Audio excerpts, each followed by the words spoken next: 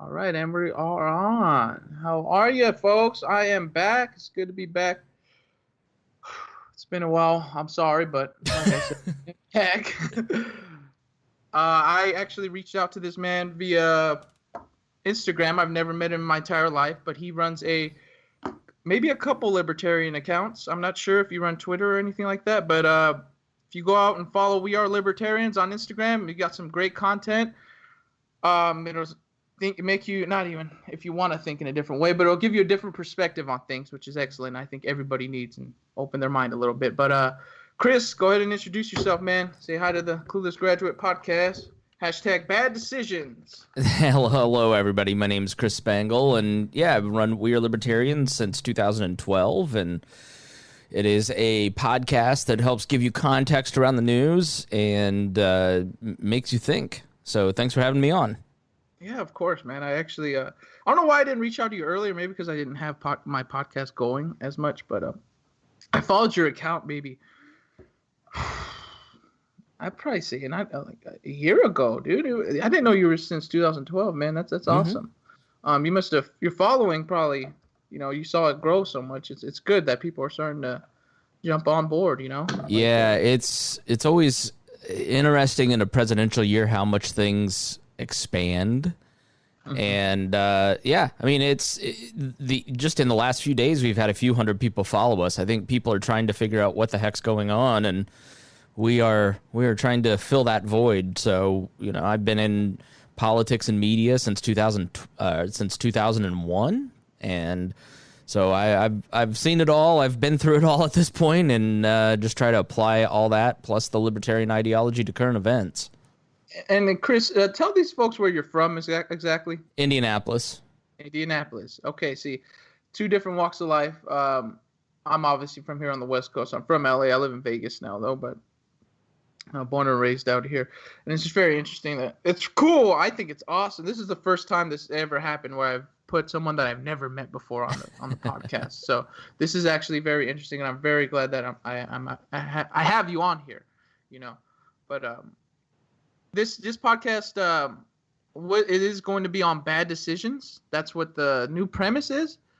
But we will get to that at the end, because I really want to talk, especially what's going on right now. I want to talk about everything that's going on right now with, just all this madness, basically. Like, just a bunch of damn near, I wouldn't say revolution, but something's bound to change.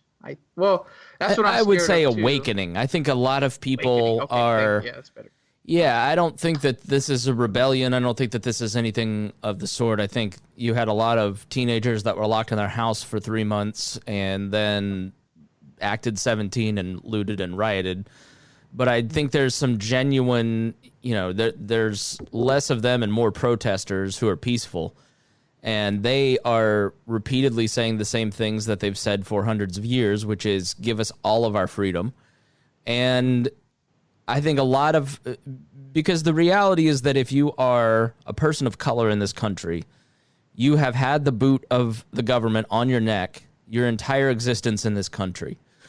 And white America has not. And my experience as a white male, Christian, conservative, leaning lifestyle here in Indianapolis, growing up in a town 98% white in Plainfield, I had a different experience than my co-host Harry, for instance. And it takes talking to someone like Harry who has to say to a person like me, every time I leave the house, the thought in my mind is, will I come home? What will I experience? And he has experiences that I don't. And so, I do believe in white privilege, for instance, because I have to learn about racism. I don't inherently experience racism. And so that is a fundamental difference between my experience in this country and someone like Harry's.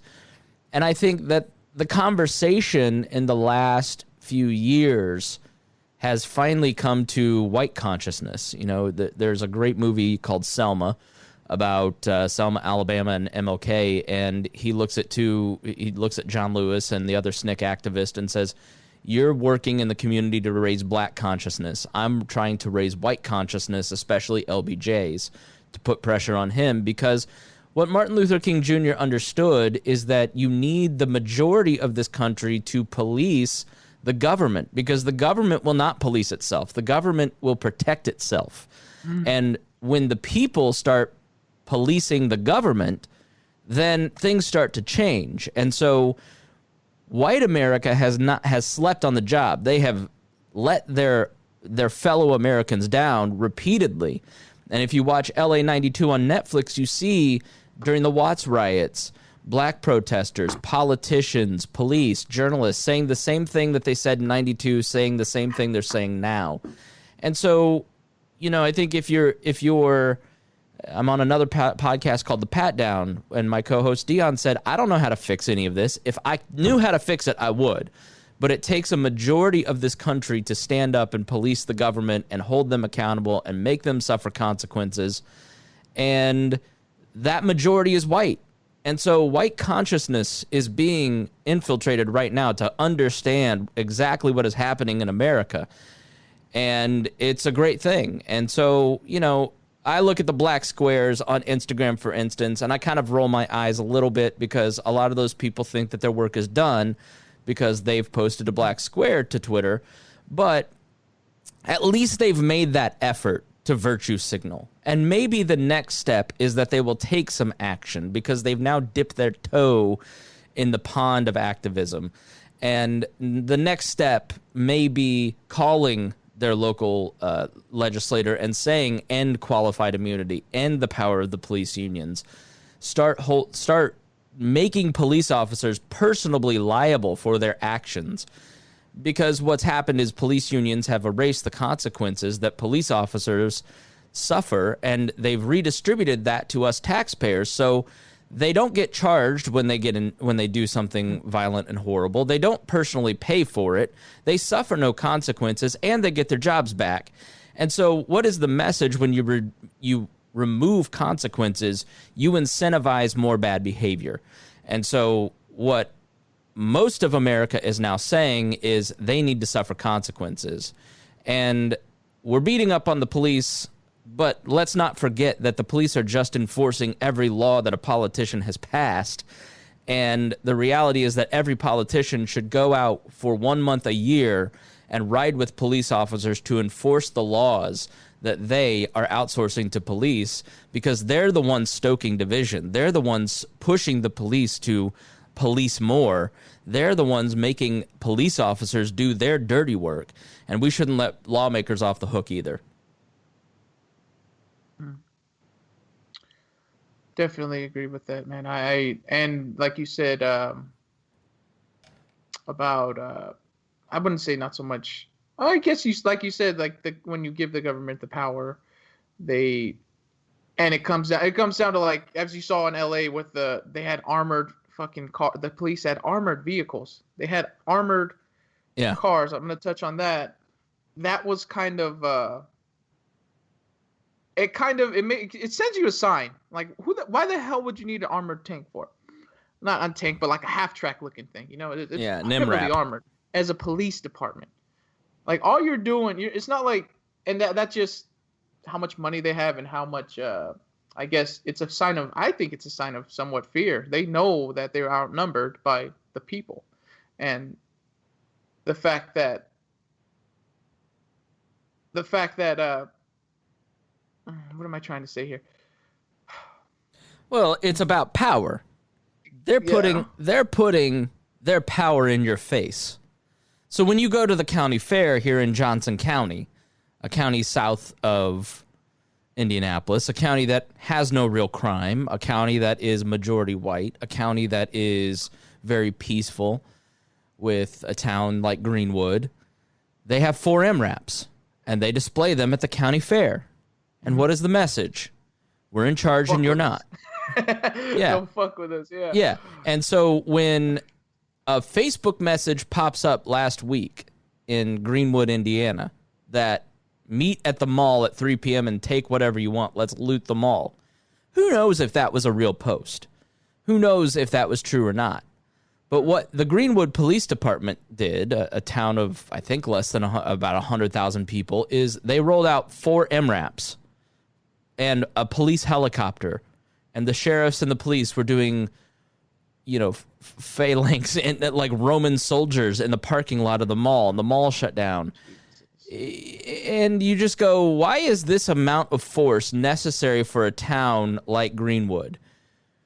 And the reality is there's, I think it's section 1093, I forget exactly what it is, but there's a great book called Rise of the Warrior Cop that outlines that police departments were given military equipment by the military because since the 70s, they've had all this equipment from wars left over. And so let's give it to police to fight the drug war, to fight terrorism.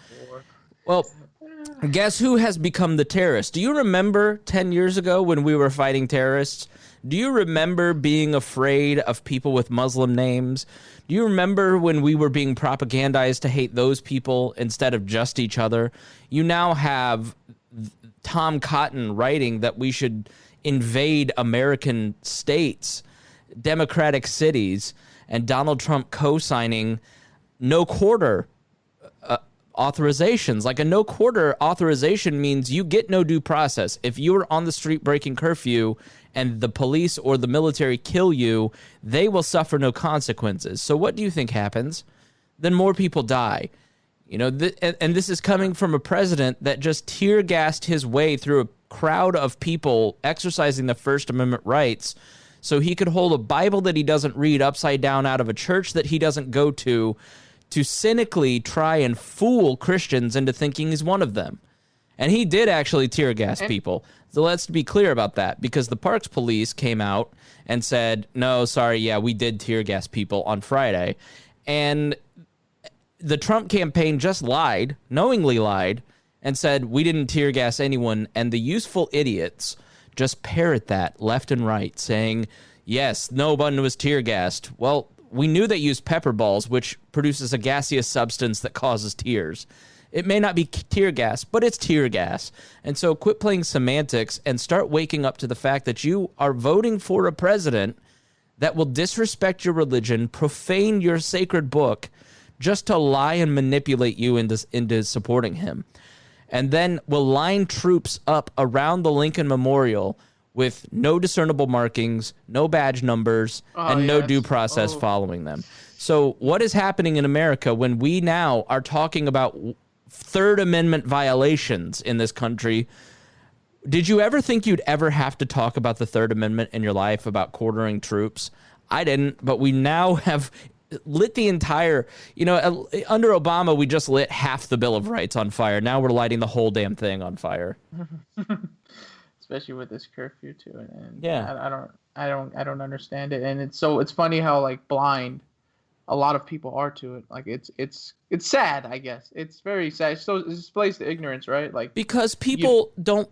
Constitutional conservatives that stood next to me at tea parties, that I was one of the founding people here in Indiana. I was at the founding meeting of the Indiana Tea Party next to my constitutional Christian conservative friends. And all those people have lined up to support Trump's law and order messages. And what you're saying is that you no longer care about the Constitution. You no longer care about the spirit of the founding. You care about the power that the Constitution and the current force of law gives you to control your fellow citizens, and you don't want to give that up. You don't care about freedom. You care about control. And so we cannot find allies with people that want to use the force of government. They're no different than Democrats who want to use the force of law to take over the economy with the Green New Deal or to impose new social programs. Like, they want to control you. And so the two-party system has become a sickness in this nation and has given us all Stockholm syndrome that thinks that we have to buy into one of these two choices or else. Voting has become self-defense, and it doesn't need to be that way. You can vote differently. You don't understand that, though. That's the problem. Yes. They're scared. Like, I was talking to my roommate here, and I said, like, I'm voting third party, and he said, no, that's only going to help Trump win. I was like, I'm not going to pick between two fucking old rapist men. Like, no,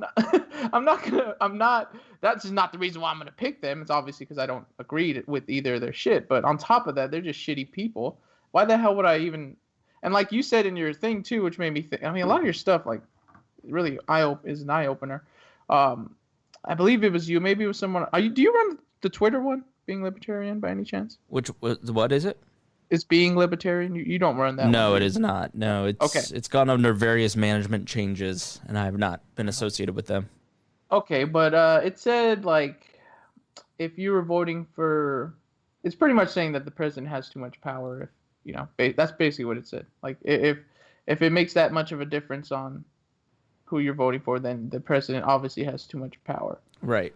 And that made a lot of sense. I was like, wow, that's pretty fucking true. And the power, that's the thing with the libertarianism, is like the power should be in the hands of the people. The government should be fucking afraid of the people. That's true freedom, right? I forget the quote, but it's saying like freedom is when your government fears you or something like that. Mm-hmm. If they fear you, so, and that's what I say, going back to the cops, like if they're over here having military, vehicles and stuff, I think they are scared, because if shit were to hit the fan, then they would. That's what they're going to use. They're not going to use that half track for anything else other than, having a. I think it's just like fighting against the people. They pulled it out against conservatives in Texas. They rolled that thing out as conservatives were gathering in a protest at a bar for their right to go to a bar and drink. There is no crime so small that the government will not attempt to kill you over or succeed at it. George Floyd tried to pay with a counterfeit 20 bill. You have paid with a $20 bill that's counterfeit in your life. You don't know it because they're really good at counterfeit $20 bills. The difference is that if I were in George Floyd's situation, I'd probably get the benefit of the doubt from either the police officer or the store owner. George Floyd did not get that. And then everyone saw what Black America has been saying for almost their entire existence. You can go back and listen to any Malcolm X speech, and he's talking about the problems that led up to George Floyd's death. We can't pretend that this is all new and revelatory and we didn't know. It's like, no, go listen to NWA's Fuck the Police. That is clearly documenting what everyone in Black Lives Matter is saying right now.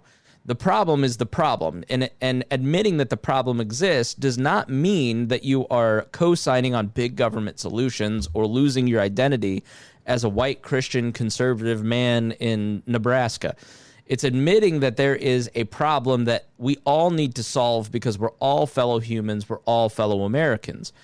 Now, what we have to understand is that fundamentally the problem is that every law passed carries force from the government. The reason Donald Trump is not smart enough to persuade you, Joe Biden is not eloquent enough to persuade you.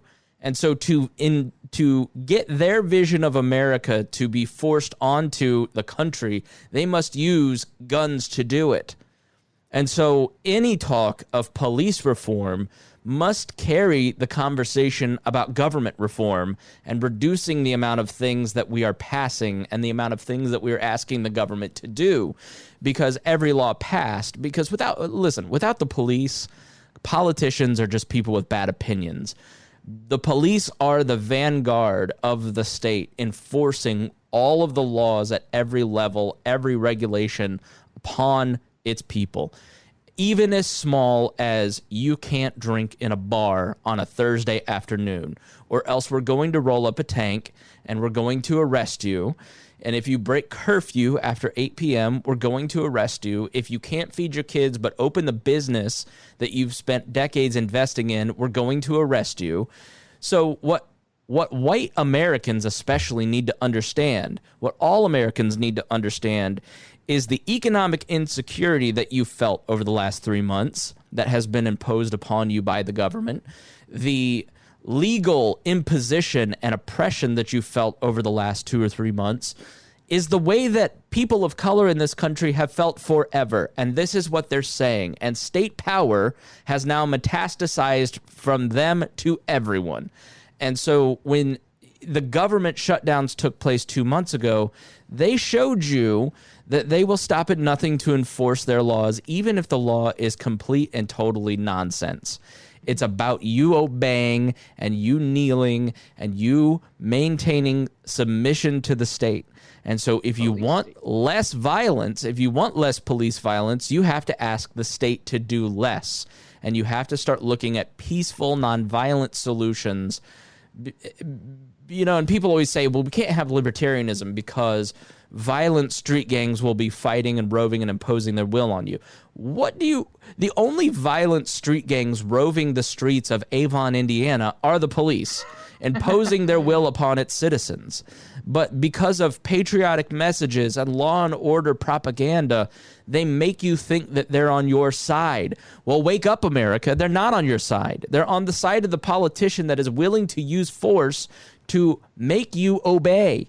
And so they're the roving street gangs that are choosing to use violence against you. They're the ones that are dividing you against your fellow Americans and preventing you from having peace and harmony and transactions that work for everybody. They divide us, they inflame us, they make us feel dehumanized, have dehumanized thoughts against our fellow citizens.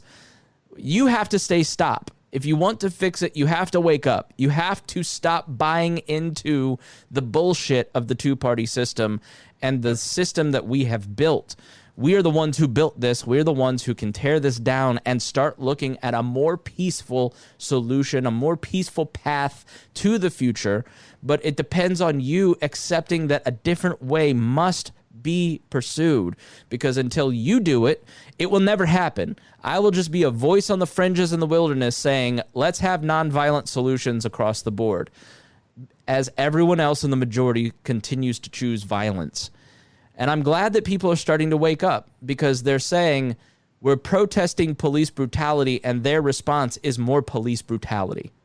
But there are some that I personally, I know, well, I think I know what it's about. I mean, for me, it's about, like you said, police brutality. And for you, I'm sure it's about police brutality and their power, and they have too much power. Fuck, who the hell what do you get arrested? 3 days later, kill somebody, I'm going to get arrested 3 days later. Yeah, what kind of shit is that? And it took all these riots and shit, right, in order for him to get arrested. But back to what I was saying, God damn it, dude. I haven't done this in so long. It's just a train of thought. You're good. I have so much on my mind to let out right now. But back to the premise is not the premise, but the point.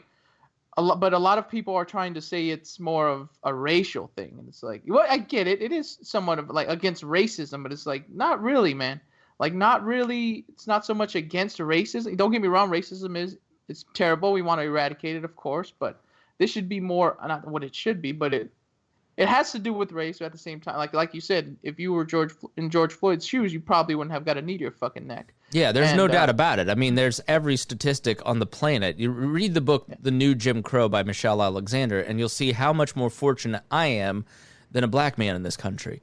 Like, there is a racial component to this, just as there is a political and governmental power component to this. So, I think sometimes libertarians, especially white right-leaning libertarians, want to make it about their culture and the whataboutism, as what about Duncan Limp, and what the reality is that there is a racial component to this, and we cannot dismiss that, and we cannot continue to use whataboutism to avoid the uncomfortable conversations around race in this country. When every single black person I know, regardless of religion or political persuasion, every single black friend I've ever had, every single black Instagram and Twitter follower I have has a story about racial epithets being screamed at them. It exists. It's a part of our culture, and we have to recognize it and start fighting it. And start saying, no, this is not how I'm going to raise my kids. This is not how I'm going to act. And it has to come from white America waking up and not wanting to avoid those uncomfortable conversations. Like, I don't think that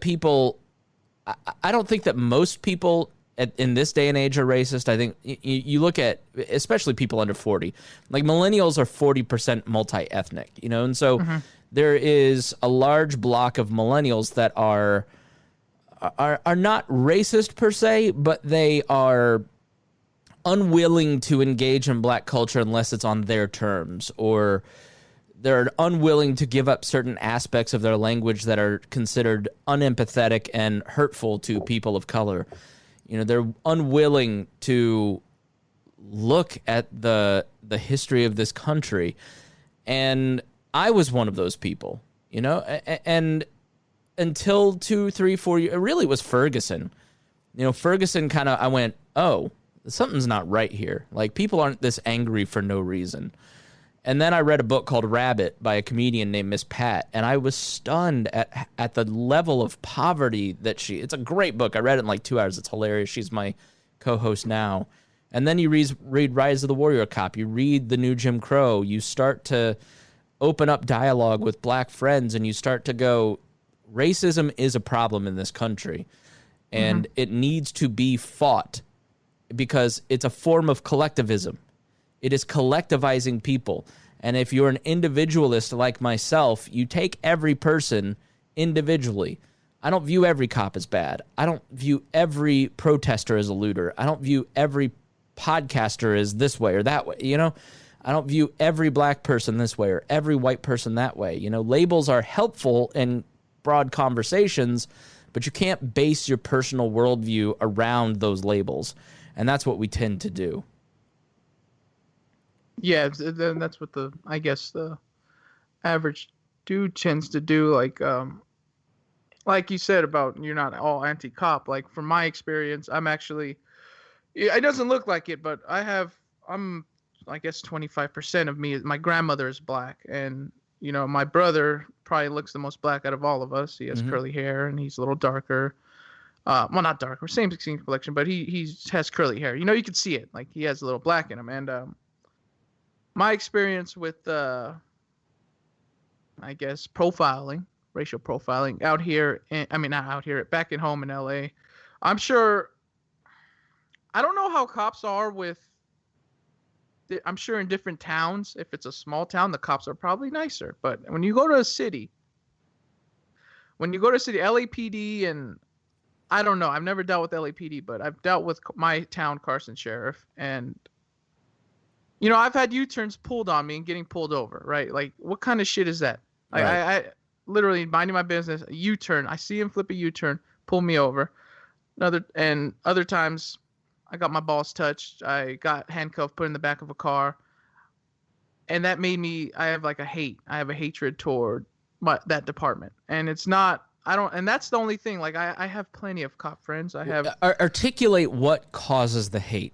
What feelings cause the hate? Feeling of just being powerless, you know, just being like, I can't do shit I can't, like, you're like I said, you're powerless. You're what term am I looking for? I'm vulnerable, but property. There's a term. What do I say because I train in jiu-jitsu when I just someone's just on top of you and submission. You just can't do submissive. You know, no, not submission. It's like you really can't do anything about it.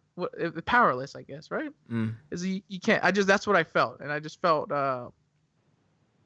it's sad. You know, you go home and you talk to your parents about, you know, they just pulled us over. Like, we had no like, I didn't get a ticket. There was nothing. He just told me to step out of the car and started searching my shit. And I go home, and you can just see, like, my father's face. You know, my dad's the half black guy. He's black and Puerto Rican. And he's dealt with, you know, law enforcement in his past, growing up in the same town, same city. And I could see it on his face how not ashamed, but like sad he was for me. Like, he didn't want me to experience that, because we were good kids. We never, you know, broke the law, nothing like that. And right. For the police to be pulling us over, me and my brother and a friend of mine, and just fucking with us like that, putting us in the back of the cop car with handcuffs, like, why? And there's better things they could be doing. Like, okay, answer this question for me. Is a cop's job, it's only if they catch someone breaking the law, they have to act. Is it their job to look for shit? Because I'm pretty sure it's not, right?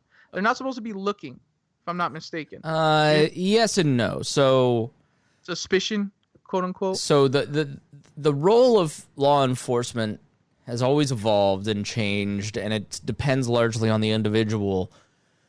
But by and large, the job of a police officer is to respond to violations in the community.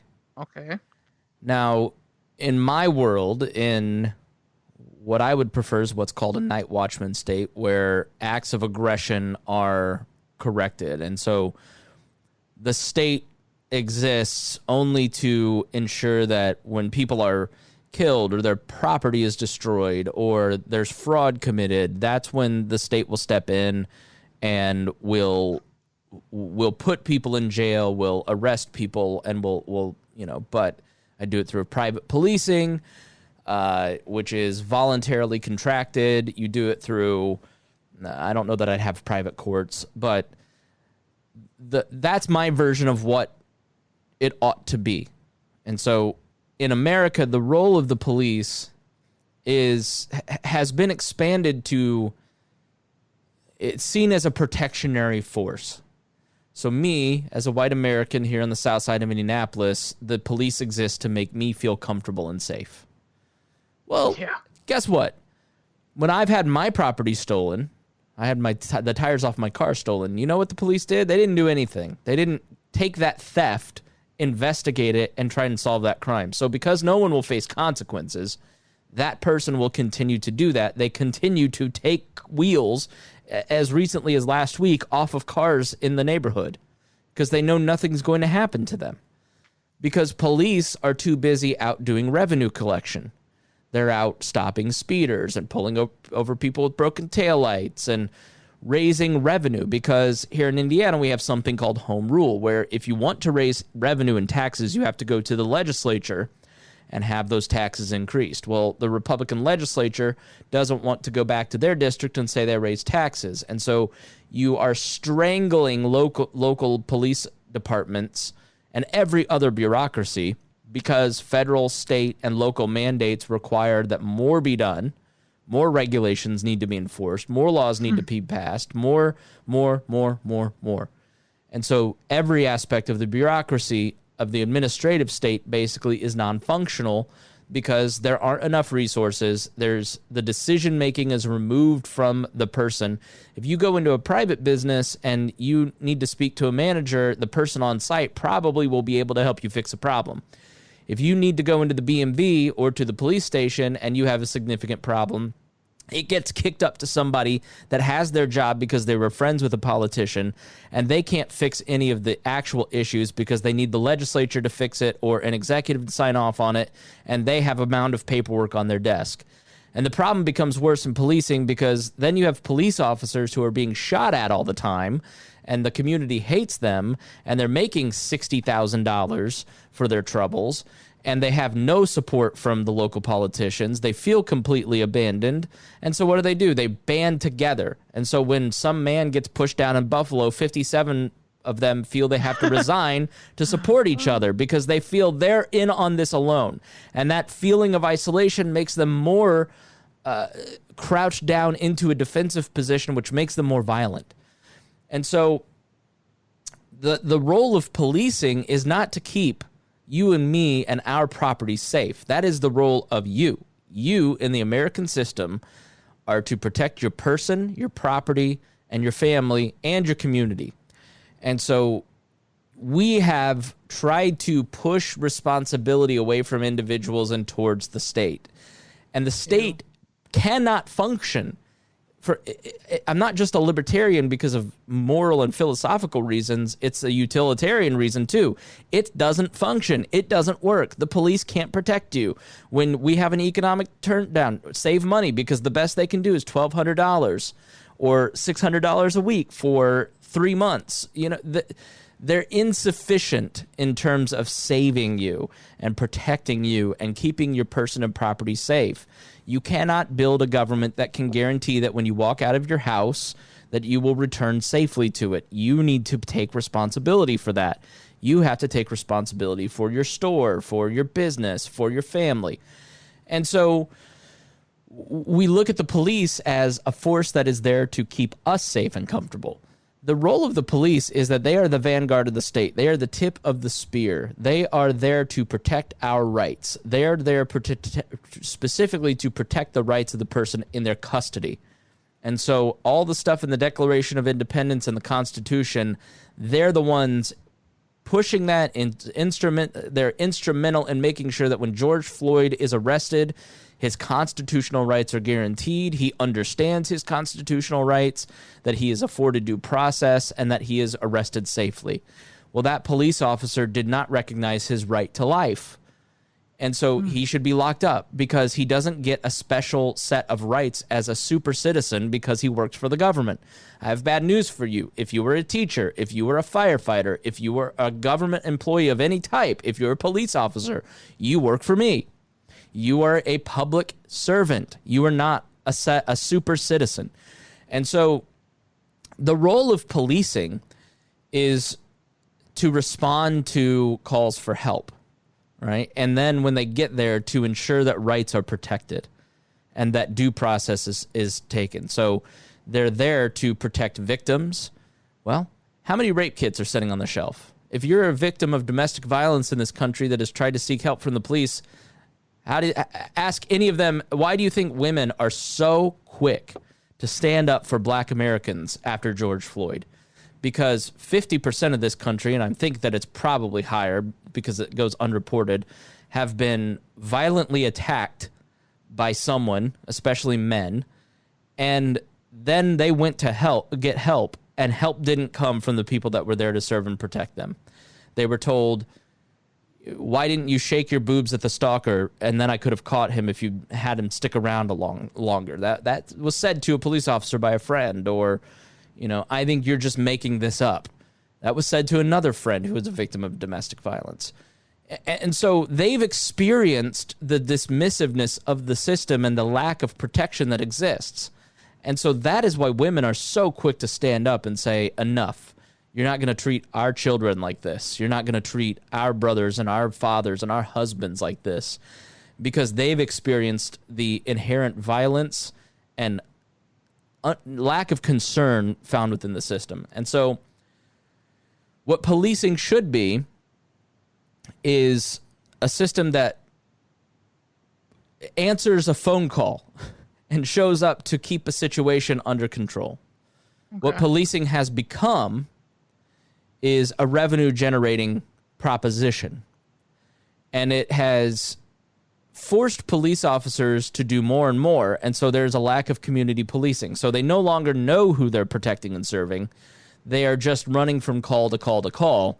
And so what happens is they dehumanize the people that they serve, and they start to see everybody as a criminal. I rode along with a police officer at 18 because I thought about becoming a police officer, and Brian, the police officer in my local town, said he'd been on the job 8 years. He goes, at 15 years, something happens to you when you're a cop. You've spent 90% of your time around the bottom 10% of the rung of the society. And so now 90% of the society looks like that bottom 10% rung. And so you've become conditioned to see everybody as an enemy. And so now everybody's being treated as an enemy because there's no one stepping back. That's why that Flint, Michigan sheriff walking with protesters felt so good, because it was love in action. It was us saying, we're not enemies. Let's de-escalate this situation and start a dialogue. And police officers are given 57 hours a year in weapons training and 2 hours a year in de-escalation training here in Indiana. Well, what do you think is going to be their first instinct? You've conditioned them to choose violence over nonviolence. And so the entire system is just completely messed up. It's to the point that 4 officers standing around George Floyd being murdered for 9 minutes don't react. They don't see it as a problem because it's a systemic issue. So I don't know if that clears it up, but that in my mind, the role of policing has gone from something that is very specific to something that is very broad and nebulous. Yeah, and going back to what you said about the 15-year marker, I can understand. I mean, that's why I can't say I don't understand, but I myself thought about becoming a cop too, but you had to stop and think, like, maybe I'll become one of them, one of those evil guys, that just, like you said, just everyone looks like an enemy. I just can't have that because you never know. You never know about I mean, it happens all the time to you see it all the time. So, who are you to say it won't happen to me? Like, you don't know that. You've watched I'm sure you've watched The Experiment, that movie of the Stanford experiment, or you've heard about it. No. The Stanford prison experiment. You never seen it? Or heard of it? Maybe there's one of these that I thought this was kind of discredited. The Stanford prison experiment? Yeah, what remind me, jog my memory. So it's a psychological experiment. They got some college kids, for 2 weeks. The goal was I'm going to make, let's say, 6 guards and 10, 12, I don't know how many kids. I'm just throwing numbers out there, dude. But, and 10, 12 prisoners. So they had guards and prisoners. And they said, I just want you guys to act like your guards or prisoners. Like, it's not real. It's an experiment. Just go ahead. So they were in cells. It was time to eat. It's time to eat. It's like they're in jail, basically. They're role-playing jail. It's supposed to last 2 weeks. They get paid. Once the violence starts, like once things get out of hand, they have to shut it down.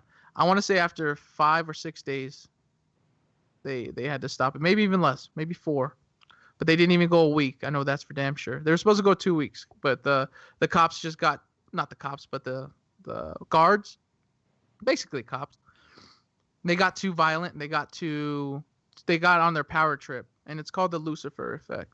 Mm-hmm. When you don't know how you're gonna handle power like that. Like when you're in power, some people will abuse it, and it was just a ugly movie. But I mean, it was a good movie. I liked it, and then the experiment was very interesting. And people never know, like, and you got to understand that too about these cops. I mean, I'm not saying feel bad for the bad cops. No, definitely not. But they're only so much human. Like if they're a bad cop, then they've just been victim to. Yeah, people don't want to think that they're highly persuadable, but they are. Mm-hmm. And you look at the coronavirus stuff and what was going on in March. There were, and I was definitely on this train, and, I mean, I thought that 100,000 would die. We've exceeded that. More people have died than I expected.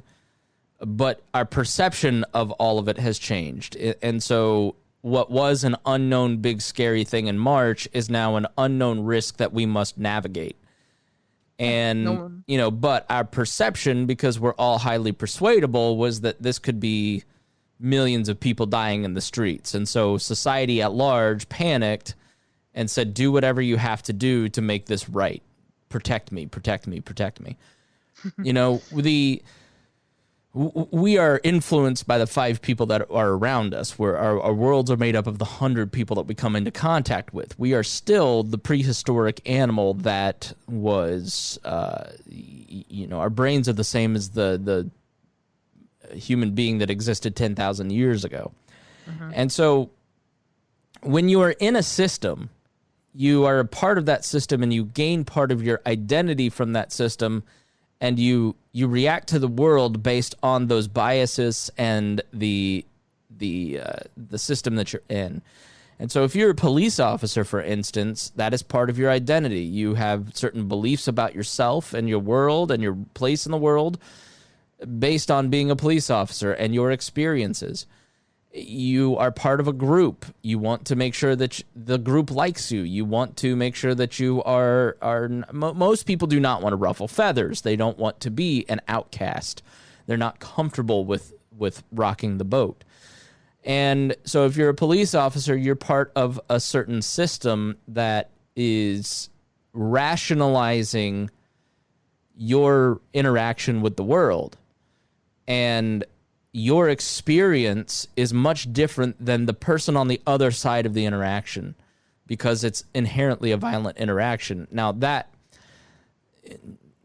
I'm sure 8 to 9 10s, a lot of times we cherry pick the one person who is beating the hell out of somebody, or that one cop. Let's say, for instance, in my life, I've had a gun drawn on me by a police officer at a traffic stop one time.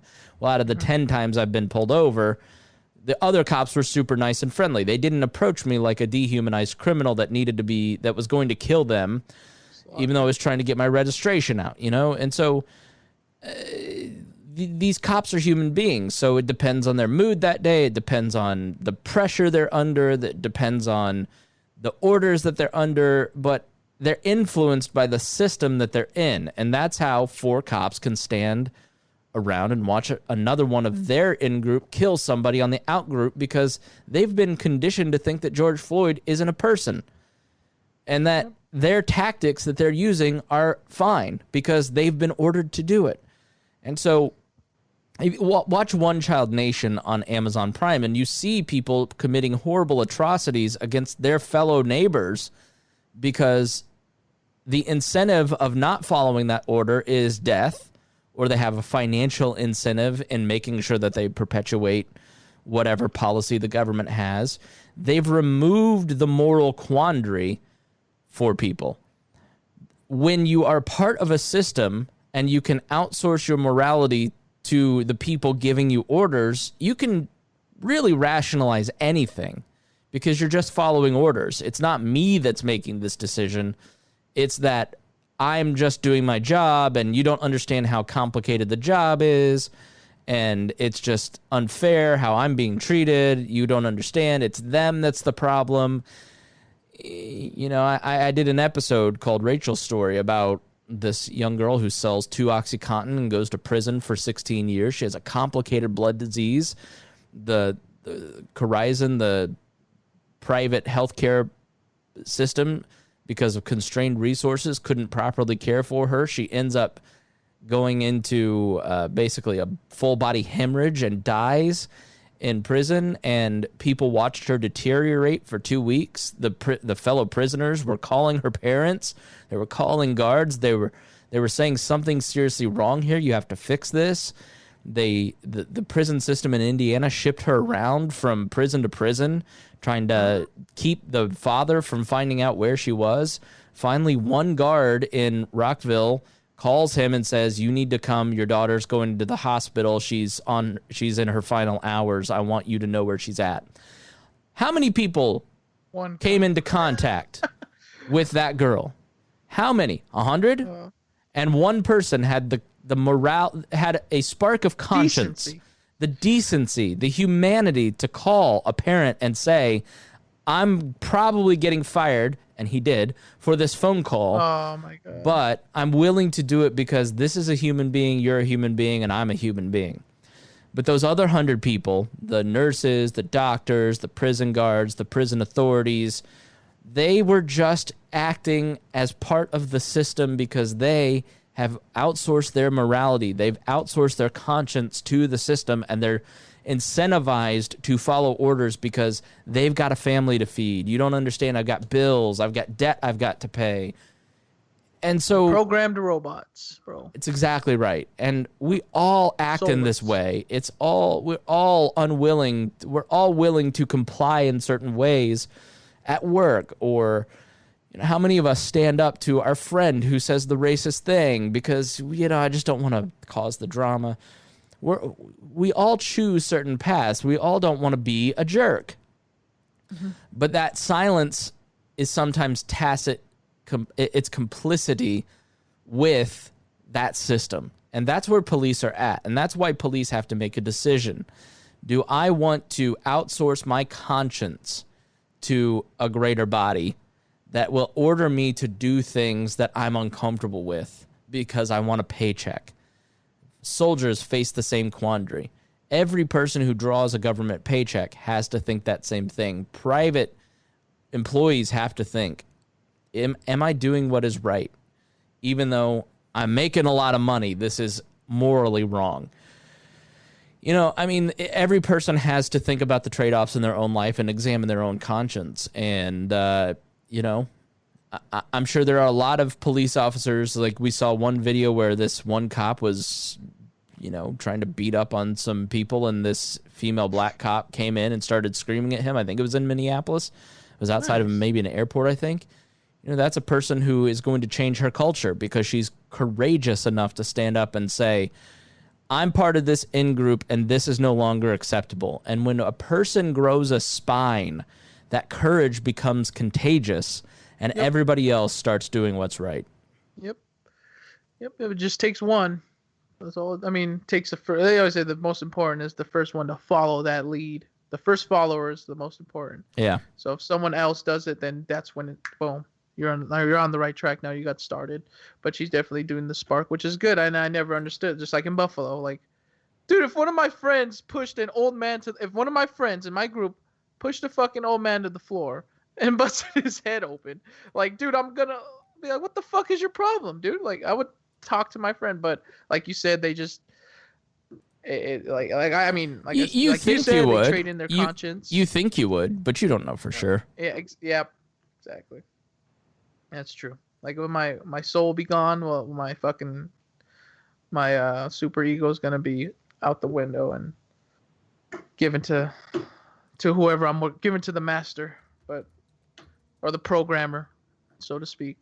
That's the way I look at it too. It's like you're just a fucking robot now. You're RoboCop. Yep. No conscience, no human morale, and that's sad the way it is. But it goes back to the prison experiment. That's just the way things are. How humans are collective sheep, basically. I was gonna ask you because I have very strong opinion on Second Amendment gun control. Not really gun control. There's a Second Amendment. My point of view is, I think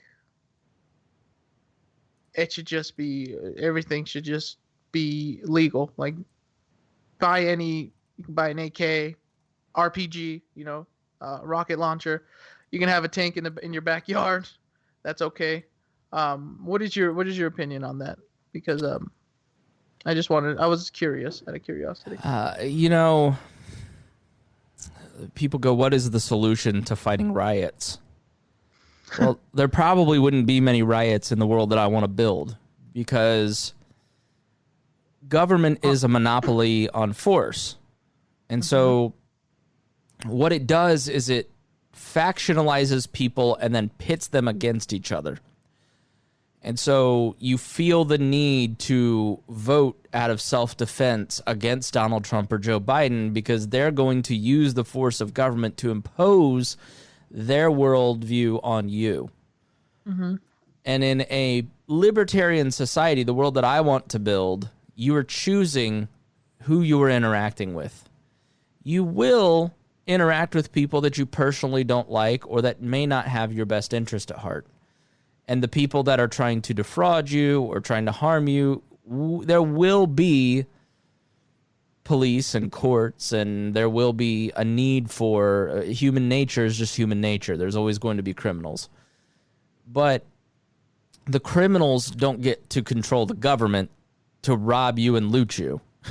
And so the world is a violent, awful place right now because we are overwhelmed, and our brains are programmed to deal with 100 people, and we are trying to keep straight people in Africa and India and China, and trying to comprehend life for people in Idaho when we live in Indiana. Like there's just too much happening. And it's too hard for our little prehistoric brains to comprehend it all. And so you have to have localism. You have to have a world of voluntary, peaceful interactions on a local level.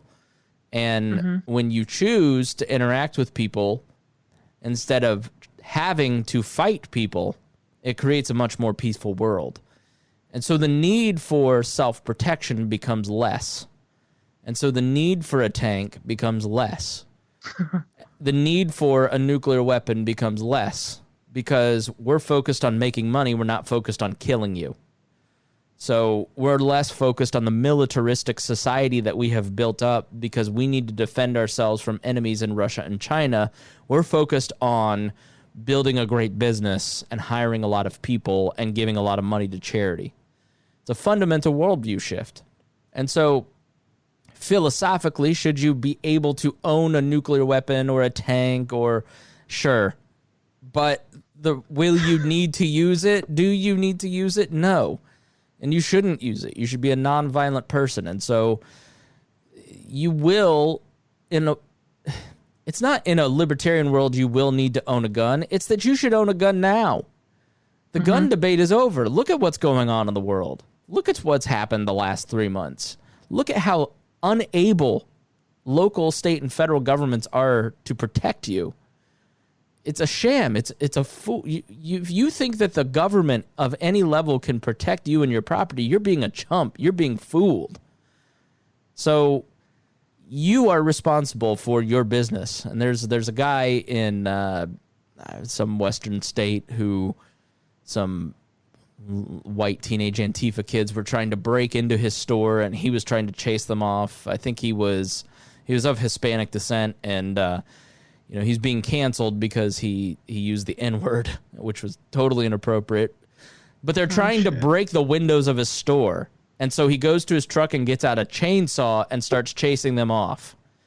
And the comments on the Twitter thread were like, how can we turn him in for being violent? He was defending himself from violence. And so... And thieves. And so he did... Well, what he said was not right. What he did was protect him and his family. And they were all like, call the cops. He's got a chainsaw. And he's like, call the cops. I want you to call the cops. So, it's your responsibility to protect yourself, your family. Like, if you don't believe in guns and somebody breaks into your house, what are you going to do? Like, I don't own a firearm, right? But let's say somebody breaks into my apartment. Like, I have security strategies here in place. But if I call the police, what's their response time? Half hour? 9 minutes? 20 minutes? 2 hours? Do they respond at all? The Supreme Court has ruled that they have no right or need to respond to your 911 call. So you're on your own. And if you don't think that you're on your own and you think that the government can save you or protect you in any level, in any way, shape, or form, you're just being had. You're being a fool. Like, you are believing a lie because politicians want you to vote their personal power in. Don't believe it. So, should you own a firearm?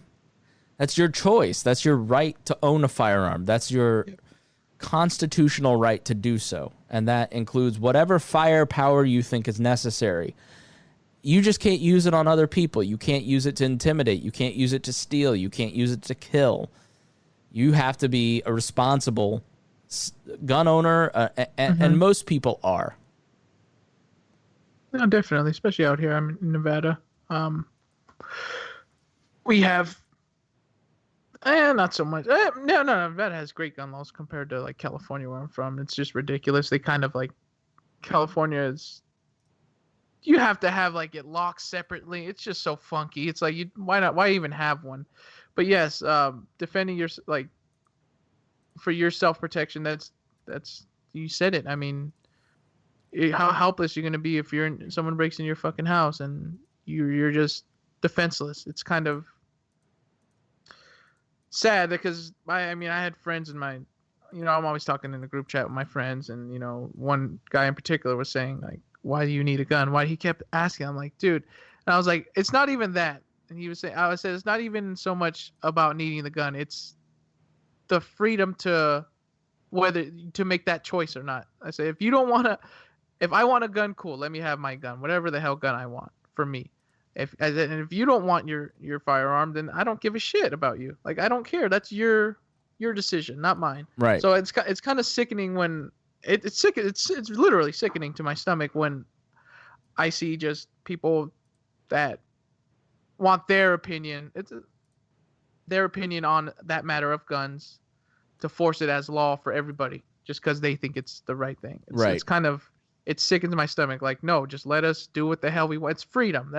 I'm sure that's a big staple of libertarianism is the freedom of fucking choice. Like you pretty much do whatever the hell you want. It's not anarchy. Like you said, there needs to be a police force, needs to be some rule of law, right? You need those. But to what extent? And for the individual, and like I'm an individualist too, like I believe the individual is more important than the collective, like definitely. It's just nice to do what the hell you want. That should be a staple, but it's so sad how far away we drifted from that. Yeah. And it's just changed drastically, and nobody realizes that. These fucking Trumpers, out here thinking they're patriots, quote unquote. Like, dude, you're not a fucking patriot. You're still, like, go look up, like, do your how ignorant can you be calling yourself a patriot and this is not patriotic at all. Like, right. What is going, like, nothing with him is patriotic at all. You just, I love my flag. Okay. That's patriotism? Oh, fuck, I guess so. But standing up to authority, these people are shitting on these rioters, protesters, whatever you want to call them, for standing up to authority. That's as patriotic as it gets. But, like, if you stand up to authority and, protesting and stuff like that, that's, I mean, if you want to get extreme, going to war with the police would probably be as patriotic as it gets. Going to war with your government, literally getting your guns and fucking having a war with them. I don't agree with that. And let me push back on that, because what Optor proved against Slobodan Milosevic in Serbia, I think. What they showed, there's a great book called The Blueprint for Revolution about Optor's nonviolent, humor-based campaign against the dictator Slobodan Milosevic. What Gandhi, what Martin Luther King, what all these people show is that if you are facing a violent system and you use violence to fight it, then the state, the power that controls the levers of public opinion, will turn the public against you. But when you can show that the state is violent against people for no reason, then the majority of the country that doesn't see what you're saying begins to see what you're saying. And so the minority of this country was saying there's a problem with police officers, especially in regards to black men and their treatment. I don't know, just blah, blah, blah, making excuses. And then there's a video that is so clear and an incident so obvious that it can no longer be denied. And George Floyd was not resisting arrest. And I guess he has a rap sheet, but what does that matter? What is that? It's irrelevant that the person has all you're doing. Because all they're trying to do is whitewash the situation and get you to turn away from the tragedy, from the injustice, and stop having the uncomfortable conversation you don't want to have. But people are tired of it because they saw a nonviolent man being killed by a violent police officer.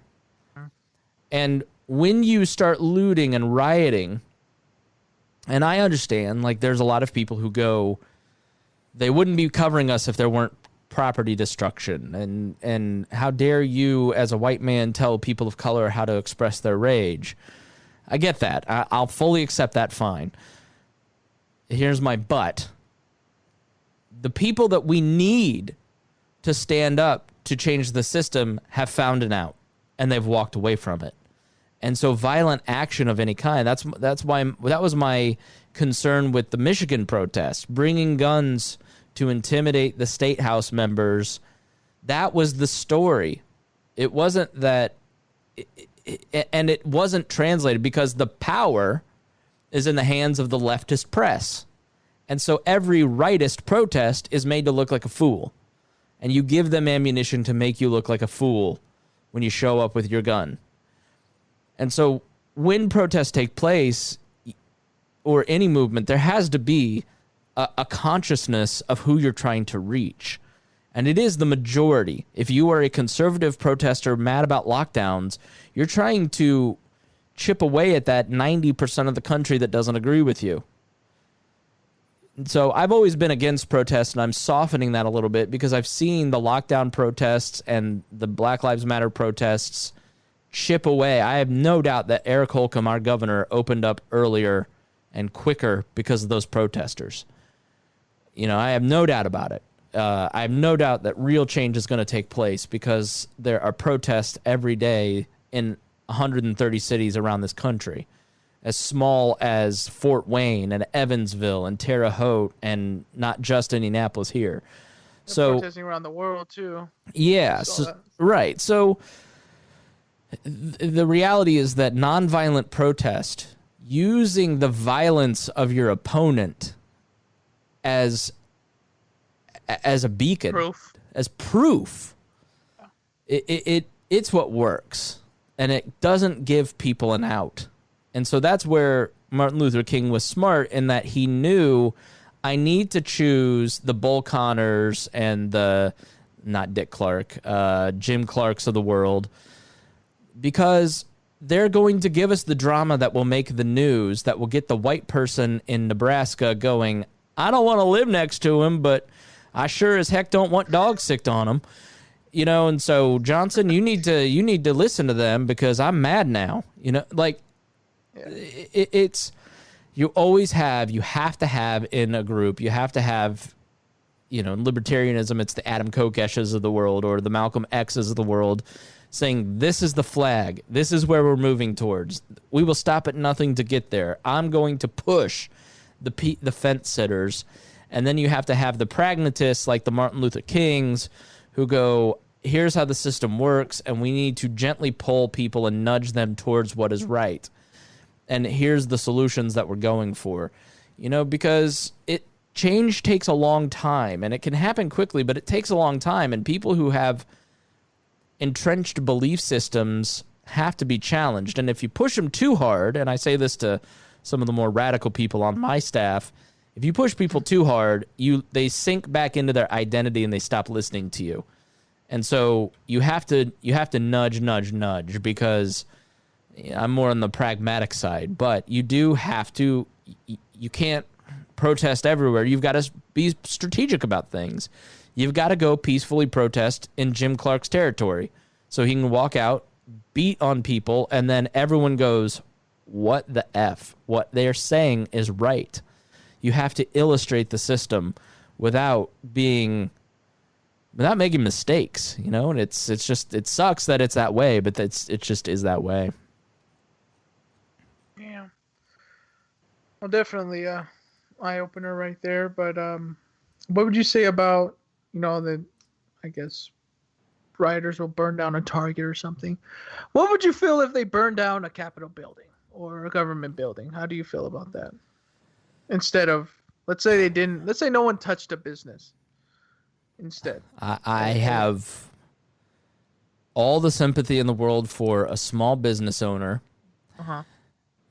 You know, I know the guy who owns Downtown Comics, and I know how hard he's worked and how much he's put into. They didn't burn it down, but they looted it, and comics were all over. You know, and it just sucks that he's got broken windows and destroyed property, and it's, you know, like, I don't view it as a binary choice. Like, if it is going to be a binary choice, the destruction of lives is always worse than the destruction of property, but it's not a binary choice. Two things can be true at the same time, and it is a tragedy that people are losing their lives, and it is a lesser tragedy that people are losing businesses in all the situations that we've been talking about. And so I don't stand with people that want to loot or riot or destroy people's businesses. I think that sucks, and those small business owners are going through a hardship too. And we need to be mindful of that and understand that they're innocent victims in a lot of cases. Mm-hmm. I have less sympathy for a government building that's sort of what I don't get, is if you're mad at the police and you're in downtown Indianapolis and the police station is 1 block west, or 1 block east, I mean, of the comic store, why do you hurt the small business owner at the comic shop and the Supremacy and the pizza shop that's on the Circle, when you could walk 2 more blocks and take it out on the people that are harming you, the people that you're mad at? I don't get that. You know, they did eventually get down there to the city county building and the state house on the other side of the Circle, and there was some destruction on those property.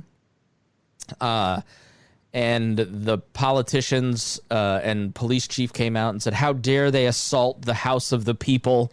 This is all of our state house. This is all of our city county building. Is it, or is it the house of power? And people are mad at power.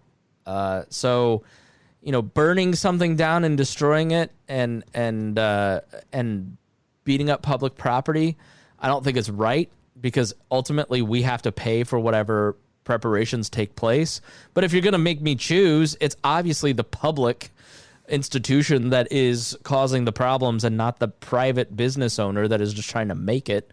And I watched some live streams of stuff happening in downtown Indy, and you hear people going, don't beat that one up. It's a small business. Beat up the subway because they have insurance and they have corporate back. It's like, well, you don't understand franchising then. Franchise, yeah. Yeah. So the reality is, if you destroy something of somebody else's, somebody is going to have to pay. And it's usually not some big conglomerate. And a lot of these businesses have been shut down for 3 months. And, there's a lot of businesses that will now not come back because they had an extra 2 weeks plus property damage in some of these cities. And that's just shitty. And there's no, I can make no excuse, and I will not side with the looting teenager that just wanted to get his jollies off by breaking a window of somebody's poor store that they have to pay to fix now. I'm just not with that. I can separate protesters from rioters. I can separate good cops like the guy in Flint from the bad cops in Buffalo. I just think as an individualist, that's part of it. You have to separate this stuff out. Definitely. Well, we're reaching our hour mark. It's usually hour to hour and a half.